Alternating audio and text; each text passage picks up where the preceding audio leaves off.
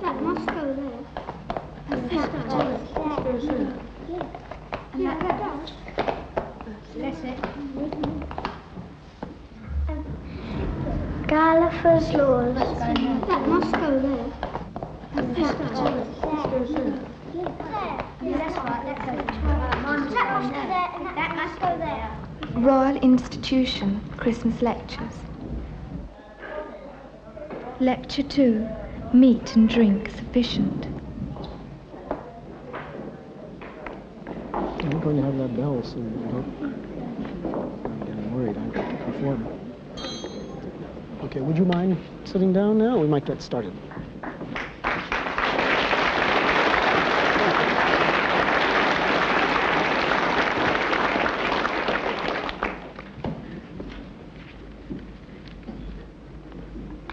I begin again with another page from our text. In the last article for the release of my liberty, writes Dr. Gulliver, who was under some trouble at the time, as you may recall, the emperor stipulates to allow me a quantity of meat and drink sufficient for the support of 1,728 Lilliputians. Sometime after, asking a friend at court how they came to fix on that determinate number, he told me that His Majesty's mathematicians, having taken the height of my body by the help of a quadrant, and finding it to exceed theirs in the proportion of 12 to 1, they concluded from the similarity of their bodies that mine must contain 1,728 of theirs, and consequently would require as much food as was necessary to support that number of Lilliputians, by which the reader may conceive an idea of the ingenuity of the people, as well as the prudent and exact economy of so great a prince. The Prince of Lilliput was not the first, nor was he the last ruler to have bad advice from his scientific council. The mathematicians of Lilliput were not right. Indeed, they were right in their geometry. Yes, we discussed the geometry last time, and I think all will agree that they understood Euclid, and they understood proportionality, and they understood scaling in respect to geometry perfectly. It is quite true that the man-mountain Gulliver, being 12 times as high, and proportioned similarly in all parts to a Lilliputian, would be 12 times 12 times 12 as great in volume, or 1,728, and the same amount greater in weight, since he was made of the same material, bone and flesh, similar proportion in all respects. That is the assumption of the text. But where they failed, of course, to be quite right, was when they said, consequently, he will require 1,728 times as much food. The consequently is very much open to question. Why is it consequent?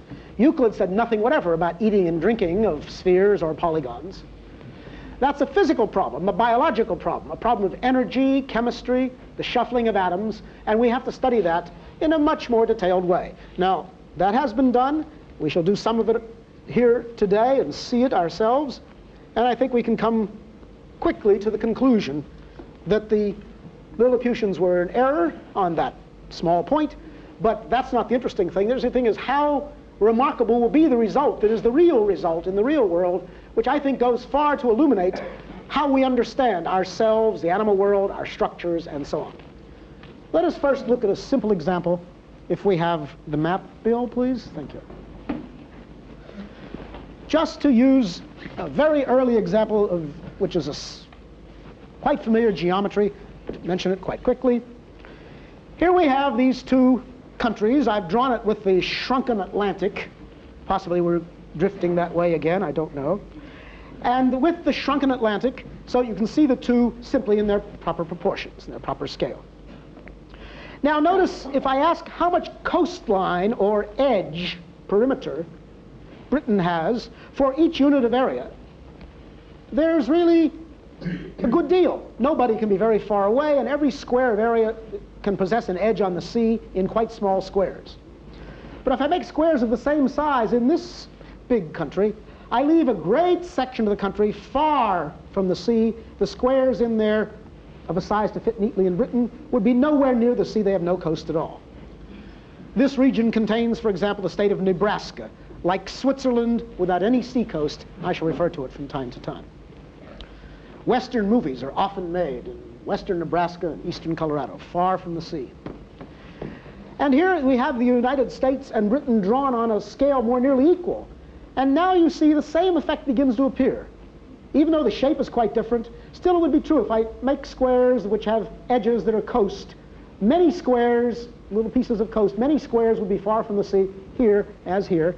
Indeed, the larger the area, the less surface, the less edge it has per unit area. Let us do that a little more formally on the board and with our blocks, and we'll see how it can work.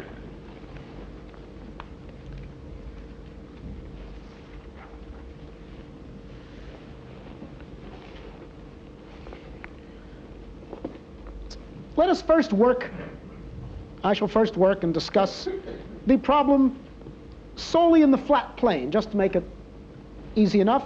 Now, clearly the world is not flat. The world is not flat in any part. It is our symbols which are flat. Even paper, as we've seen, has plenty of thickness and plenty of scale. But it's worthwhile to work first in our mind in 2 dimensions, just because that's easier than 3. So I'll speak of the flat world as I speak of a flat map. In reality, we shall very soon have to go over to the solid bulk. But looking at the flat, then you can see that around a block there are 4 edges. Around a square, the face of a block, there are 4 edges. Every square owns the same 4 edges. And only if I amass many together do I begin to see that there are some blocks like Nebraska or like Switzerland which are isolated. Let us write down what that leads us to. If I have a square, I'm not sure how you write what you call the distance round, the region round. I will call it the coastline, if you like. If your more fancy word is perimeter.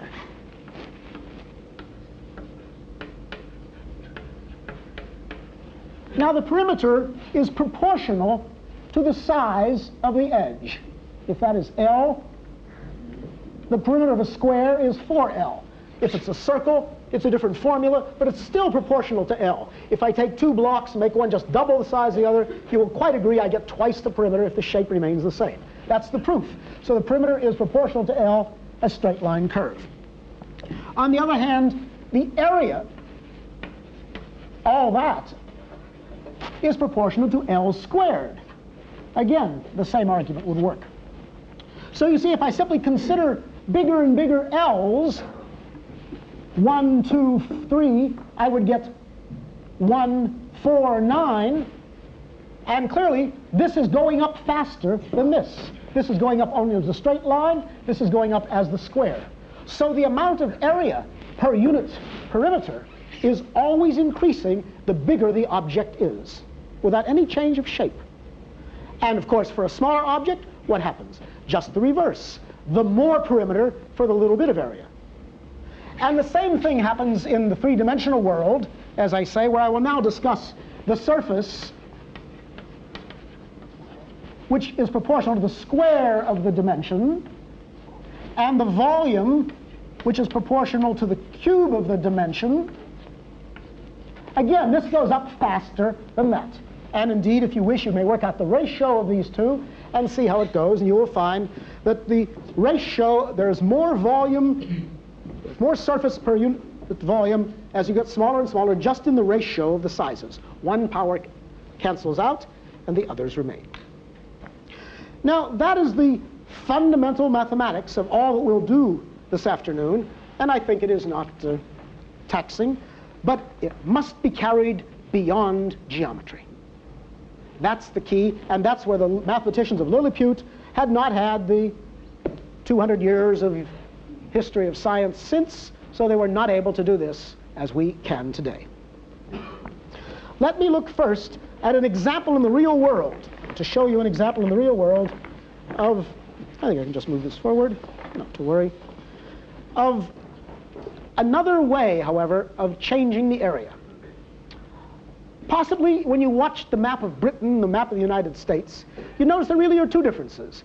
Not only is one larger than the other, and therefore this straightforward effect of scale arises, but also Britain is much more infolded. The arm of the Severn comes in. the arm of the Thames comes in. The great fjords of Scotland come in.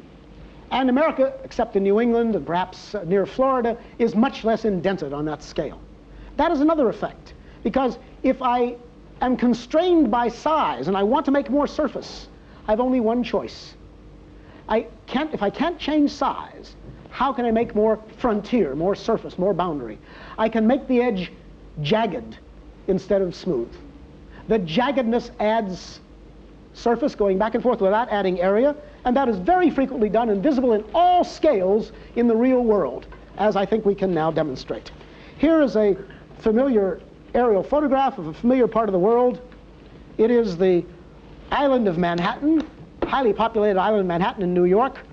Notice the Hudson River and the East River flowing together at the Battery. And up and down each side of the island and across the rivers, you see this fringe, which is, speaking broadly, an indentation of the land. The land has gone out, sending fingers out into the water.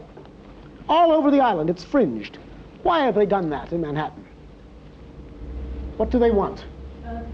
To bring more ships in, docks. Yes, and those are docks. They bring in ships. Speaking in a geometrical language we've used, what have they made extra on the island?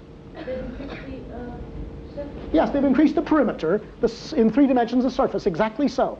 And that's a very powerful method of doing so when you can. They couldn't change the size of Manhattan Island, so they sent out these digits or spines or spikes, whatever you want to call them. That's been done elsewhere too, and possibly not quite in the same way. And we shall talk about it. We want to see that first on a very different scale. And Bill, perhaps with the microscope you can help us do that. Meanwhile, we're going to look at a microscopic scale several times, and Miss Hardy will again show us the stereo scan, and this time I think we can explore really deep scale with stereo scan. Now, when you have given us the microscopic view, Bill, we can take down the lights, and we'll see a tiny scene on the microscope, not a large aerial photograph, but a tiny scene. And that scene is, of course, a microscopic photograph. Now, you may say it looks very much like a sub-Lilliputian picture of the docks of New York, but it is not at all, of course. It is a section of the lining of the human stomach, where, again, there must be a contrivance to increase surface, because what is wanted is absorption of material across the surface. The more surface, the better that can be wrapped in there, and therefore these things, which I think are technically called in the Latin villi, have been formed. They're very small. The whole distance across that circle that you're seeing is 1/2 millimeter, about the size of a big full stop in letterpress. Thank you, Bill. I think we can have lights. And it looks just like the docks of New York, I submit, and for much the same reason. Now, here's another method of getting the same effect by a different style of geometry.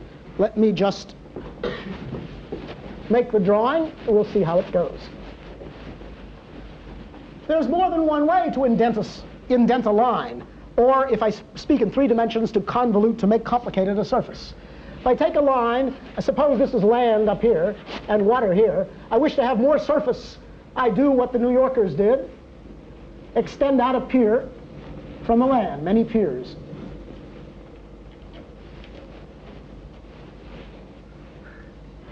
I had that earlier today. Opening the pier up to the land, and now I have a little more land, but a great deal more surface. You see, in a way, the typical size of Manhattan has become smaller. The typical size of Manhattan is like the size of the dock, the square like that. You could think of it as a way of making your region effectively smaller. But of course, that's not the only way to increase the water surface. I could equally well simply let the water into the land. That doesn't make any difference. It just depends which I wish to do for other reasons. Scaling never gives us all the reasons for a phenomenon. It gives the sort of the overall control. But the details depend on looking more specifically at the engineering, the biology, or the physics of each individual case. So here we have water into land, here land into water, and that has been done, and not so far from here, quite beautifully. Here we have an aerial photograph again, the same sort of thing. Sorry. The Surrey commercial docks, south of the Great Bend of the Thames, after the Pool of London, and there you see the same thing. The water has been extended into the land, making a much larger Thames bank, if you like, than the Thames bank would have had if we had simply moved along this smooth curve. You have to count all that as Thames Bank now, and it's very much longer. A much larger perimeter has been made. Now, this is found to be true not only in docks and the internal lining of the stomach, but in innumerable biological contexts especially, because organisms, above all, depend upon having their way of seeing, of having interaction with the world. They must take in air or food or water. They must give out wastes or heat or gases. And all of these things demand surface. Therefore, they can't change their size easily. So they struggle to change their shape to have surface. And I show a succession. The fir branches, these beautiful needles, which add much more surface than a much more regular geometrical spherical shape might do. The coral, which is doing exactly the same thing. Surface for the seawater to penetrate deep into this enormously branched and difficult region. No geometer would be very happy to try to calculate from the dimensions what the area was here. It has to be done by detailed approximations of the shape. And the same thing is true, very more familiarly perhaps, in this beautiful example of English lawn, carefully nurtured in the Royal Institution for Christmas time. This is not a small matter. The sunlight and the exchange of gases is indispensable for the life of the plant. How much more surface it gets this way than if we're all rolled up into a little green pod, a spherical pod sitting on each root. You might calculate that for yourself sometime and see how much the gain is by dividing it into this beautiful peninsular sort of structure. That's the best I can say. But now we can see this also, and here's another sea animal, which shows the same thing, a sponge, a very familiar sponge. And again, if I open the sponge, his section looks again the same. Within, he has both the London and the New York solution, I would say. Interior and exterior surface change. So that is reasonable. And now I think we are probably in a position to look at a really detailed examination of a tiny surface. And here I show the familiar luncheon tomato, and I only want to call your attention to the little seeds that always occur. We're going to look at a close relative of one of those seeds. The tomato has seeds a few millimeters across. Now, in the stereoscan, have we got an image? Very good. We have an image which we will go through as successive magnifications of a dried seed, very similar to the seed of a tomato.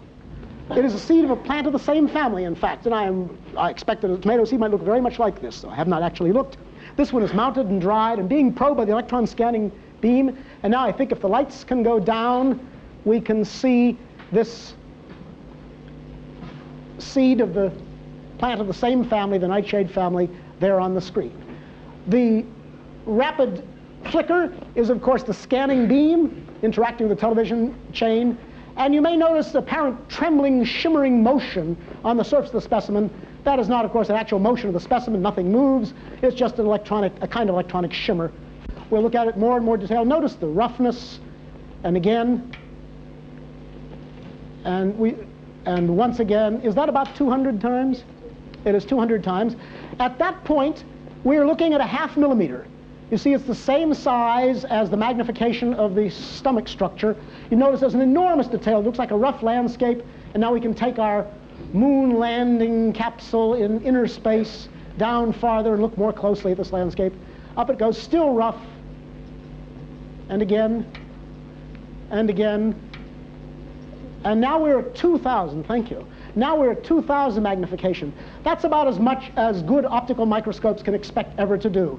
And you see there's plenty of rough structure and plenty of surface being formed there out of the material. It hasn't reduced itself yet to a bland, round, featureless surface. Let's keep going as high as we can go. And of course, we begin to lose detail. Whether because the detail is actually not present and the surface is smoothing out, I think we keep on going. Or whether because it is simply the beam of the microscope is becoming too coarse to probe the very fine surface, I am not sure. But this is an example of what you see in almost every biological system, an enormous refinement of surface roughness at almost all levels. There we have, what, 20,000 magnification?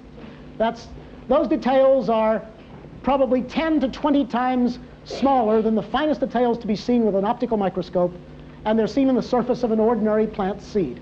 You can imagine every object we examine of biology has this remarkable intricacy, very often showing, not always, but very often showing as a rough, complex, spiny, or pitted surface. Thank you very much.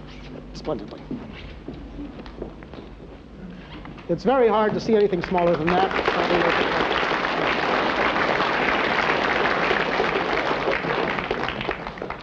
Now, it is not merely the geometry that we must look at, but again, as I have said all the time, we are trying to see how things work.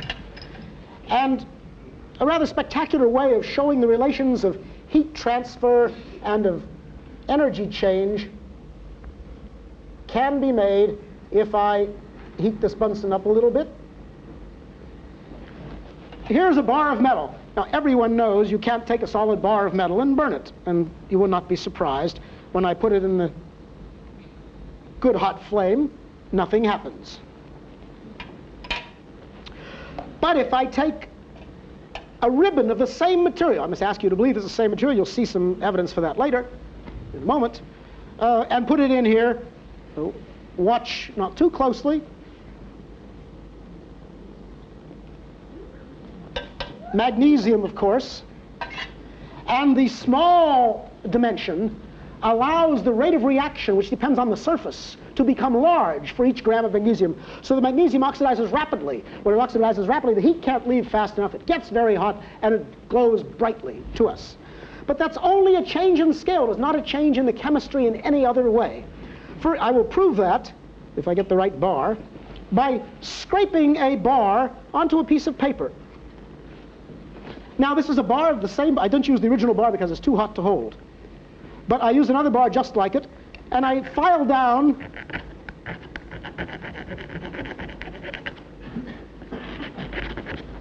and I simply make some small bits. That's all I'm doing, is making small bits of this magnesium bar out of the large bar. I am changing the characteristic size L, therefore I'm very much increasing the surface for the given amount of volume.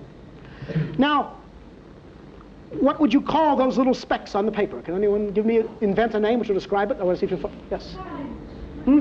Filings, very good. These are just magnesium filings, no more. Pure magnesium, I didn't change it. Now I'm going to put it into the flame. You know what will happen. Watch. Do you see those little bright sparks? Well, of course, I'm too impatient in a short lecture to make very many sparks, but in order to show you if I were simply filing for a long time, I would be able to do much better than that. So watch everything. I will now produce more filings and put them into the flame.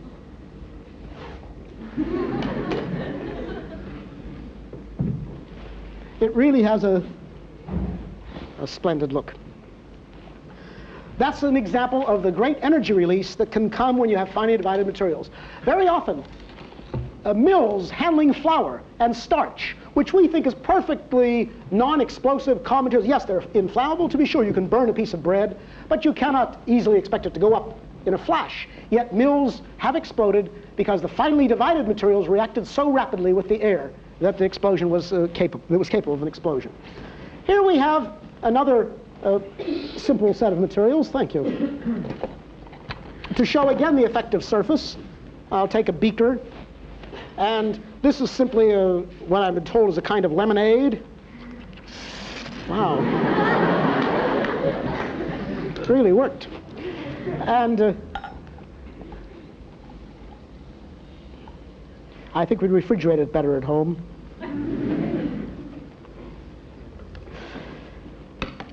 It makes bubbles. In fact, the bubbles, of course, themselves are a place where gas is formed. The bubble, to begin with, a tiny sphere, must have a very large surface for its volumes. It's very small.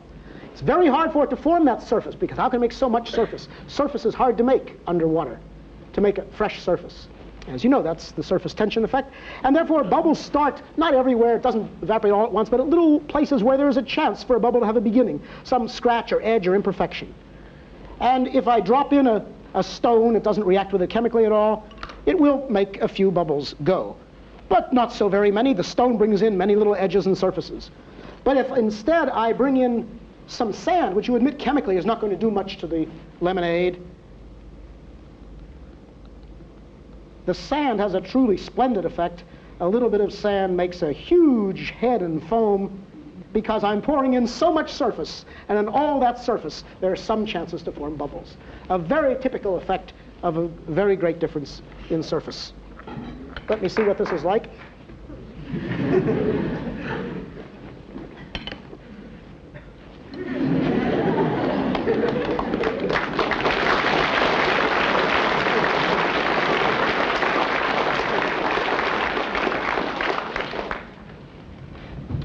Now I think we're in a position for the most spectacular performance of the afternoon, the traveling mouse Beatrice. I understand that a Christmas, is it that the right name? Thank you very much. It leaked out. This performer wanted to remain anonymous, but somehow or other the name leaked out. Mary, if you will start Beatrice going, we'll describe what she is doing. This brave mouse, who's been carefully trained by our RI assistant, Poor Beatrice. She's done beautifully. Do you think you really want to make her push that up again? Want to do it? All right, I'm not sure. She's got to work twice. That heavy weight with her nose all the way up the smooth inclined tube. Look at that, a sterling performance.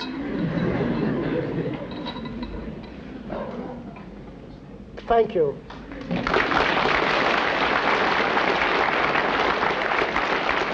This ball weighs about half as much as Beatrice does. And now we're going to weigh Beatrice herself because we want to examine the question of what is this relationship between food and weight, which the Lilliputian mathematicians had not yet understood. So we'll proceed. I'm going to make a table and list a few animals as to the weight of food per day and the weight of the animal. And I shall try to use one set of units just so I can remember them well, and it will go. Now, how much does Beatrice weigh this afternoon? 13 grams, very good. And before I think you've studied her habits and you have a sample of her food, we might have somebody help you, Bill. Do you want to ask, can we ask that young man to help you?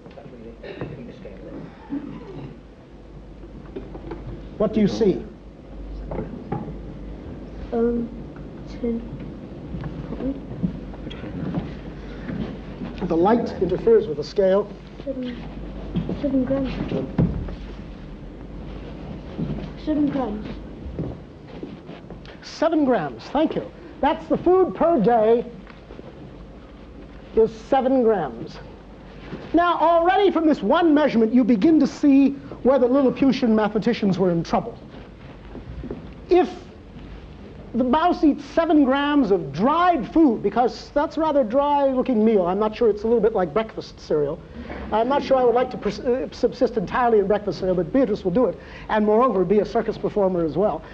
I think that it's pretty hard to imagine myself eating half my weight, or you eating half your weight in food per day. You couldn't do it. You'd have to sit at the table all day long, and not much chance for sleep either. Wake up, it's midnight, time for another meal.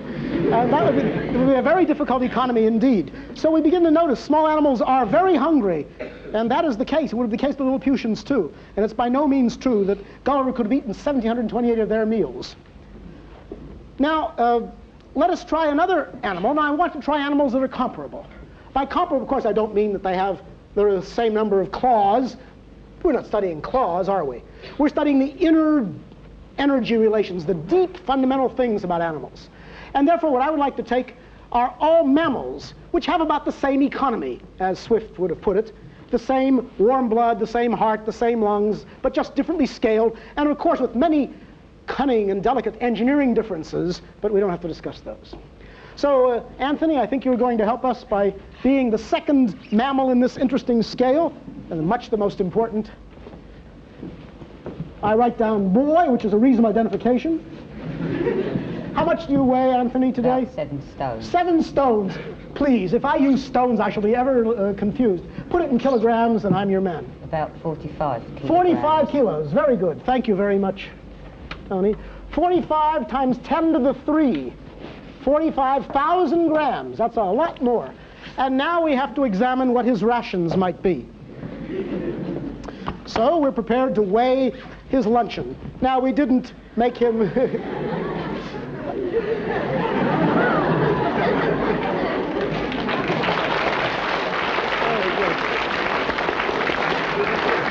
Here's Mr. Ian Gale with a splendid set of 3 meals, and Anthony has agreed that while maybe they're not exactly what he would choose, he would accept them. And here we go. We're going to weigh breakfast, which I see a pair of eggs, oatmeal, bacon, a substantial meal. And we'll get the data on this quite soon.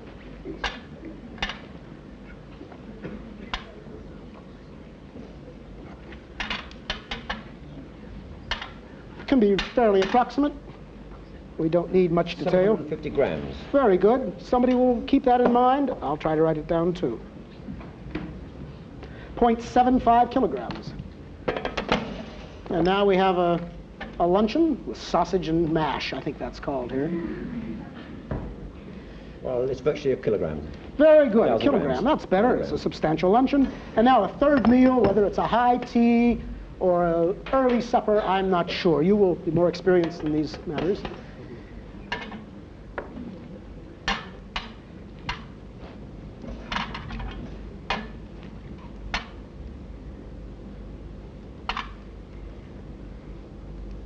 About 710 grams. All right, about 0.7 grams. So I get 2.4 kilograms nearly, and we know from earlier work that there are about weighs 340 grams. Yes, about 3 trays to a kilogram. Very neatly arranged. Thank you very much. And that's about 1.4 kilograms for this ration. Now again, you notice the situation. 1.4 kilograms, or 1.4 times 10 to the 3, 1.4 to 45.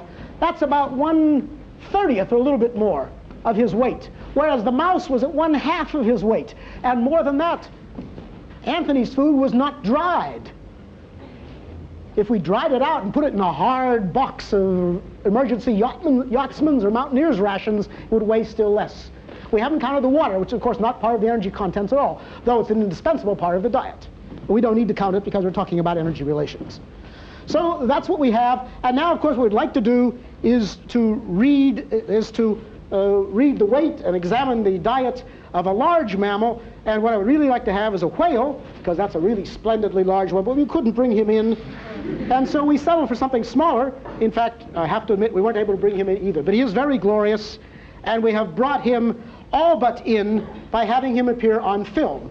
And there he is at the Weights and Measures office, this splendid horse, complete with rider, the guardsman bringing this fine large horse to be weighed at the public weights office, where we can rely precisely upon the data that these people will obtain.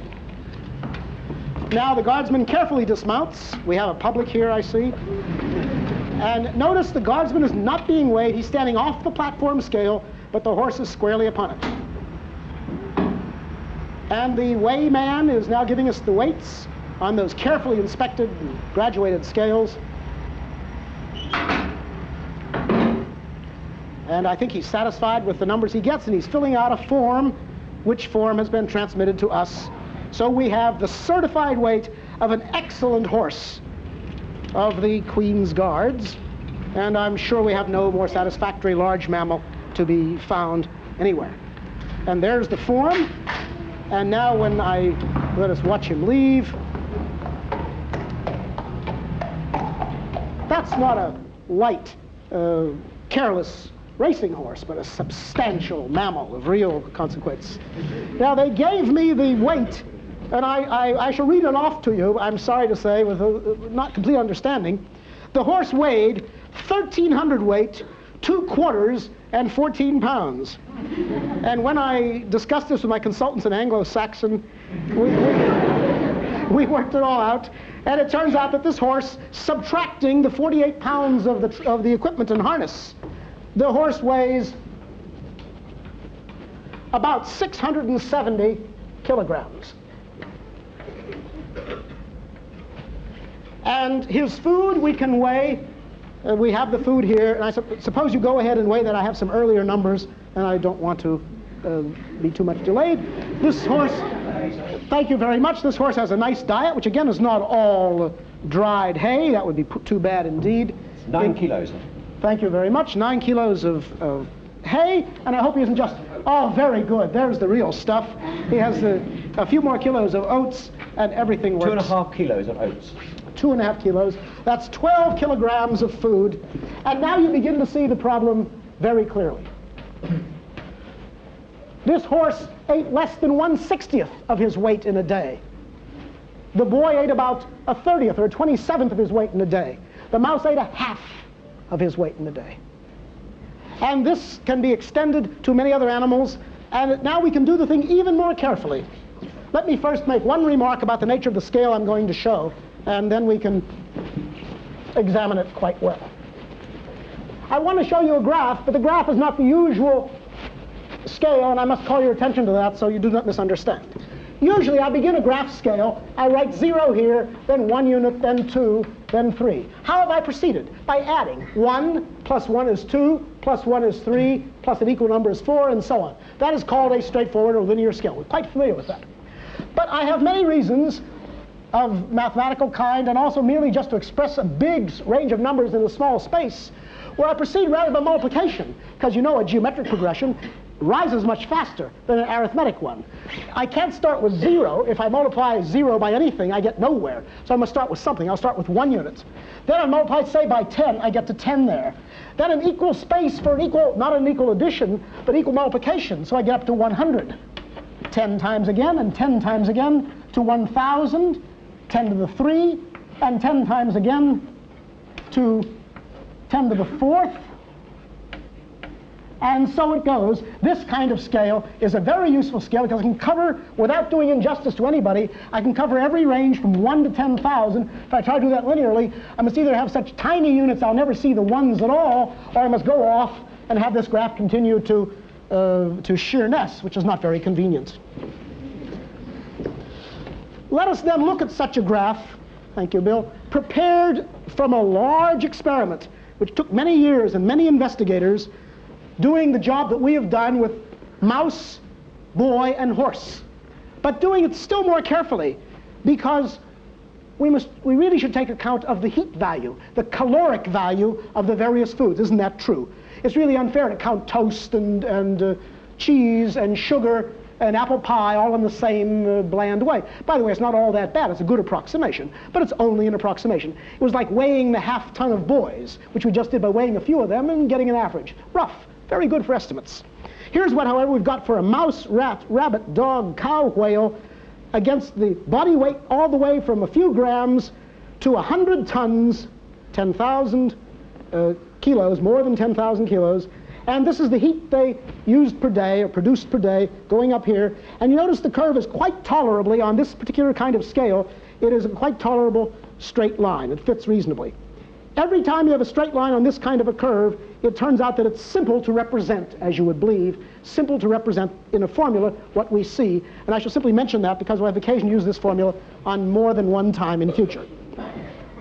The result is that the heat which a mammal must be provided with each day, which of course it loses each day because it doesn't end up with more than it began, is proportional to a little more than the 2/3 power of the weight. Heat goes like the weight to the, if it were 2/3, I remind you 2/3 equal to 0.67, and something a little more than that, 0.73. We shall say more about this in future lectures, because if it were W to the 2/3, W is proportional to V, the volume, V is proportional to L cubed,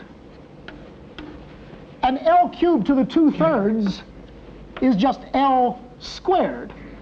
Now this is like the area. So the food you need is very, very approximately going up the amount per day like the area of the body.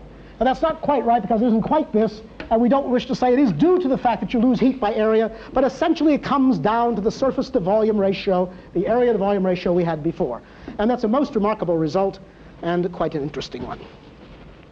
So this is the situation which governs animals, and we'll see that that makes a great difference determining, for example, which beasts can fly and which not, and determining what kind of food is available for which kind of animal and which not. For example, we've left off other warm-blooded animals, the birds, very beautifully and not so distantly different from our economy.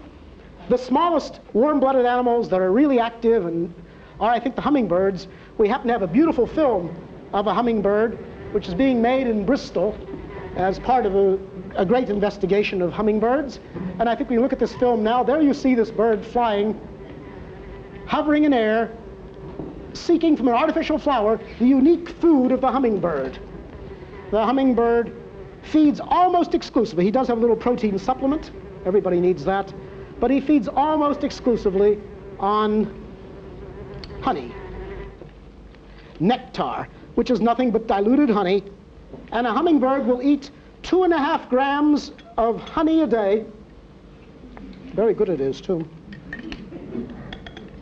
Though he weighs only 3 grams a day, 8/10 of his weight per day in honey. Why do you think? Why do you think that a hummingbird is so ravenously after the nectar? Why doesn't he eat bird seed like any respectable bird would do? Would he lose so much heat due to a small surface area ratio that you need so much more food? That's right. He has to find that food which has the most energy content per gram. He can't beat this rule at all, but he can, twist it a little bit, bend it a little bit. So his success for bending it is to use a food which is the maximum richness. Otherwise, he'd have to stuff himself all day long with the dry seeds and would not succeed. Unless he uses very fatty foods or very energy-rich sugary foods, he cannot manage. So the smallest animals of warm-blooded nature must go after very energy-rich food because they're at the tail of this curve and there needs so much heat per day. And compared to their size, that to catch it is extremely difficult. And so they've adapted to use this marvelous concentrated food. Now also, we have the problems of, I think I'm going to skip some things. I think I'm going to go through this rapidly, so watch your step. The problem of weight is an interesting problem. Everyone knows that a grape has a thin stem.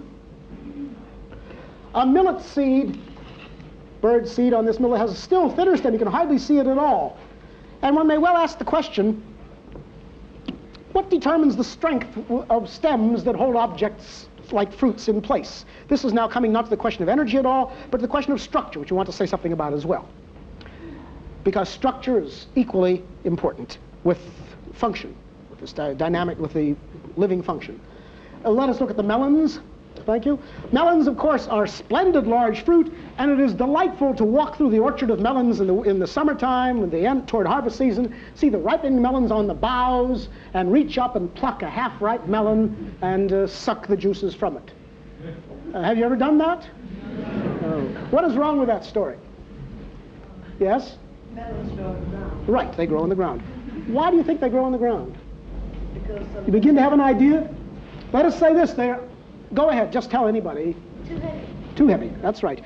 The stem to hold a melon would have to be proportionately larger than the stem that holds a grape by the ratio of the volumes to the strength of the stem. And the strength of the stem only goes as the area of the stem, because only the cross-section is what holds the next cross-section up.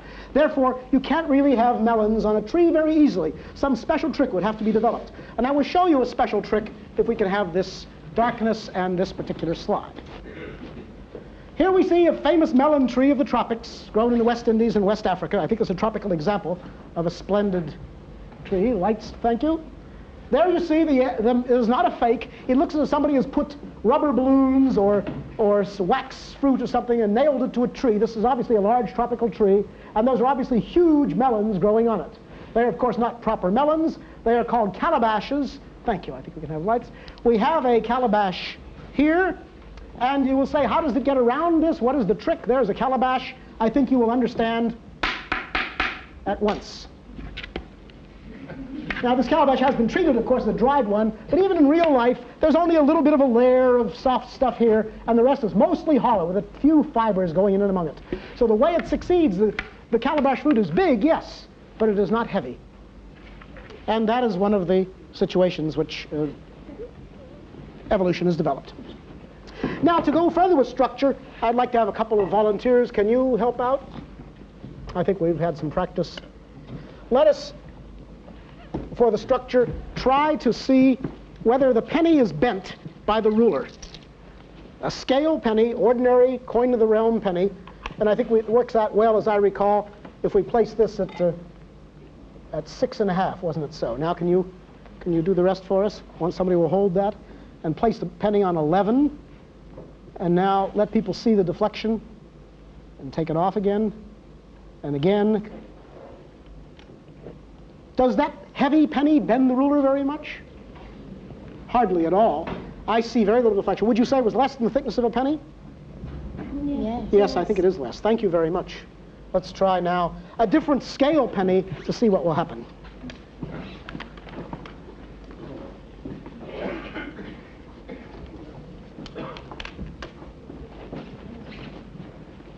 If we'll bring in the scale ruler and the scale penny, we will examine how structure works when scaled up. Thank you very much, boys. It's quite a load. Not very good.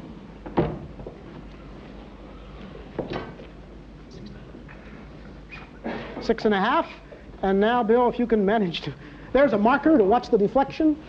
Now, remember, it's a bigger thing. We expect it to go down maybe 12 times more, but take a look at it.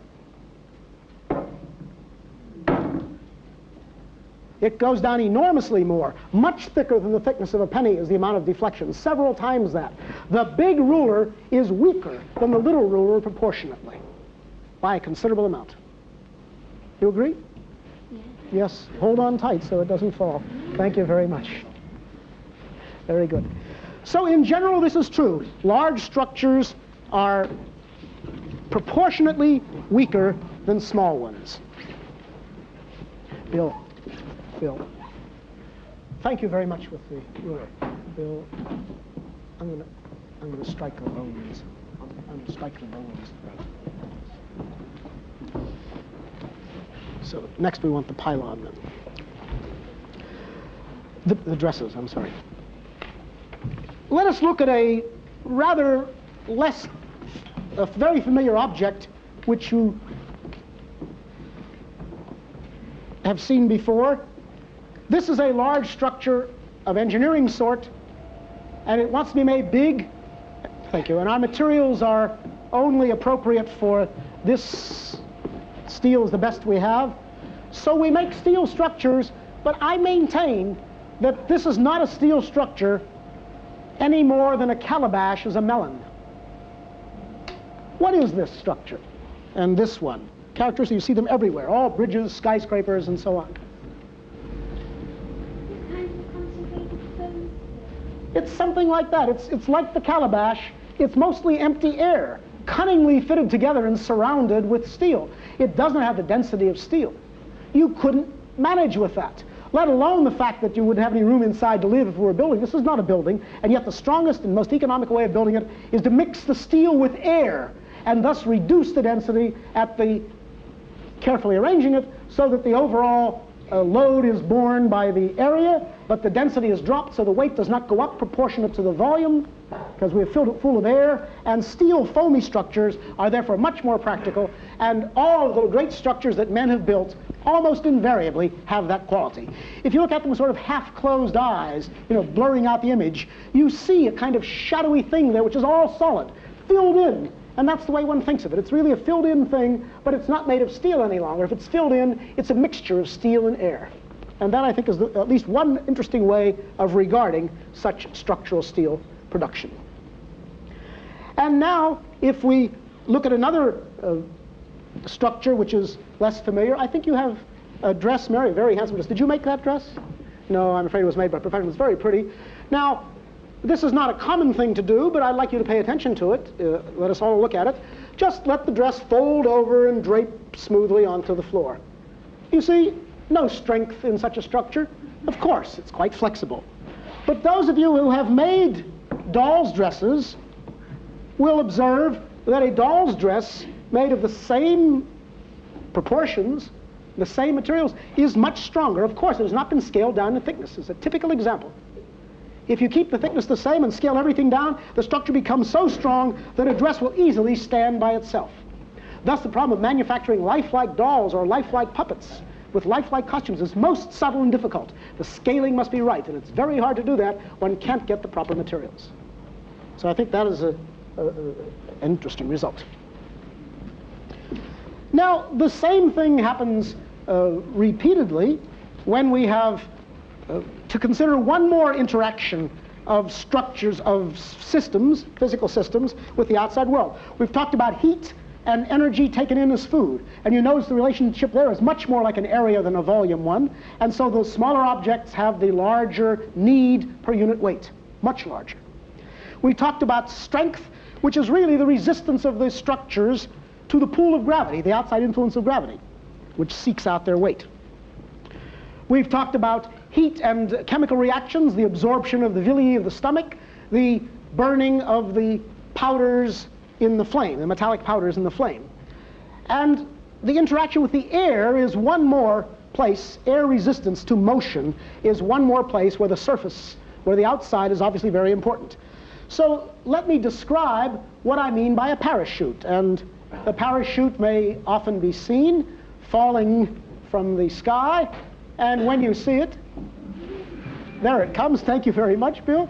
And the parachutist is safe, but he would not have been safe if he had not done a clever thing way up when he began. What did he do?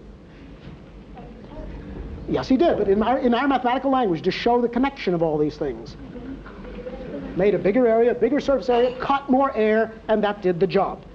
And of course, I can do exactly the same thing by, for example, if I toss out a piece of paper, I can't even make it go to the ground. It feels the air so strongly that its path is hard to predict, and it barely settles. But if I simply take the same weight and reduce its area substantially by making it not a thing with one small dimension and two large, but all three dimensions about equal, why then it plops down, no trouble at all. And of course you know this, but it's a very important thing and very important in the design of everything that moves rapidly through the air, which is a topic we shall come to in the course of time. Very soon now, in fact. Now, I would like to talk in closing about one grand subject still that we have not discussed till now. This topic is the Earth itself. It's the biggest scale. So you've gone now on a scale talking about surfaces from the stereo scan ultramagnification of the probing electron beam right up to large structures and animals of any size. But we can go still farther. I'd like to talk a little bit about the Earth itself and the idea of the geological structures, the geological formations that we see in the world. Here are a couple of points that I want to make. First of all, we have a picture of a famous cave. This cave is the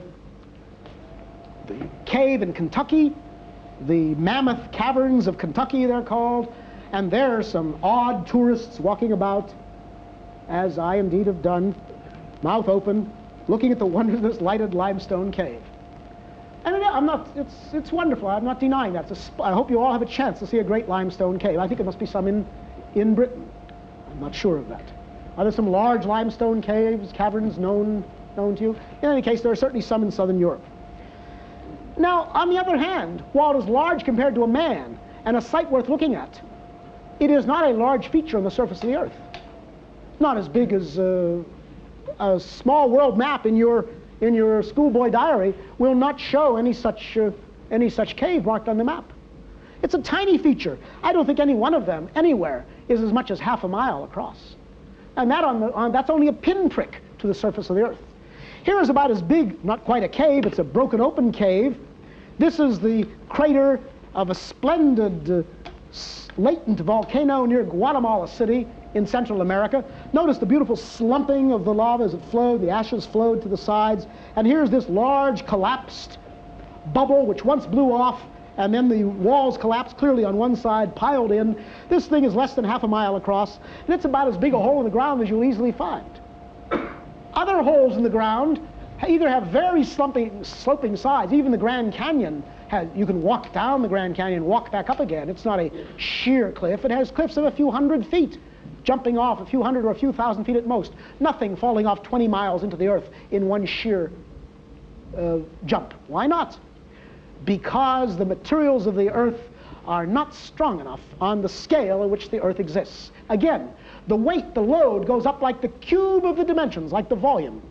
the strength goes like the square, like the amount that supports each load, like the square of the dimensions. And therefore, just as our L cubed over L squared, the amount of weight per unit load goes as L, and sufficiently large L, you overwhelm the strength of even the strongest rocks.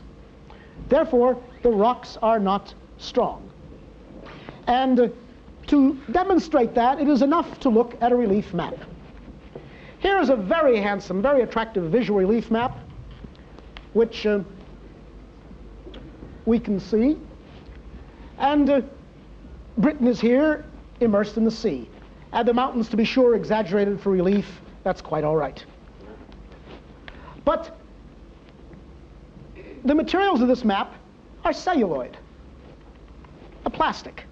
And therefore the materials are, we don't call them strong, but on this scale they're prodigiously strong. For example, like, there cannot be any mountains in the earth 150 miles high, but I can easily produce an absurd mountain made of celluloid, which sits right in the middle of England, looking very foolish, 150 miles high. And indeed, it's not only a mountain, but at the same time it's a cavern. And you see, that's a cavern far more remarkable than anything that really exists. What is the trouble with that map from a mechanical point of view, the point of view of shapes and function? The trouble is plain. It is too strong, far too strong. The only proper material for a map must be one that will not allow me to make absurdly high mountains and absurdly large caverns. It must be a material that will allow the Earth to behave as weak as it really is. We have few such materials, but I think we have one of them. And we'll show you a relief map made in the mechanically most suitable material for relief maps themselves. Mr. Gale again is helping us. And here we have a relief map that is, I think, properly made. And to show you what I mean, I will try, for example, to erect a splendid, absurd mountain on the plains of the Midlands.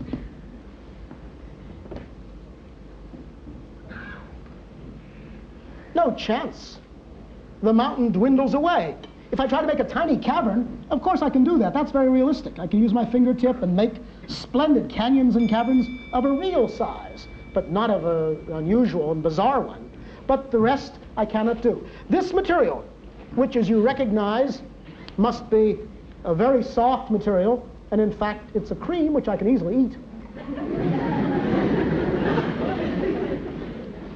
is the right material, excuse me, is the right material to represent the strength of the Earth. The Earth on this scale, on the scale of a map, is not gigantically strong. It is in fact quite weak, and the best representation for it is something in soft whipped cream, in foam. Of course, the density is not quite right. It's only a rough approximation. The real Earth rocks are even weaker on this scale of this relief map than is the whipped cream. And that is the curious part of the lesson, which demonstrates to us once and for all how important scale is in determining the mechanical properties of substances. Thank you.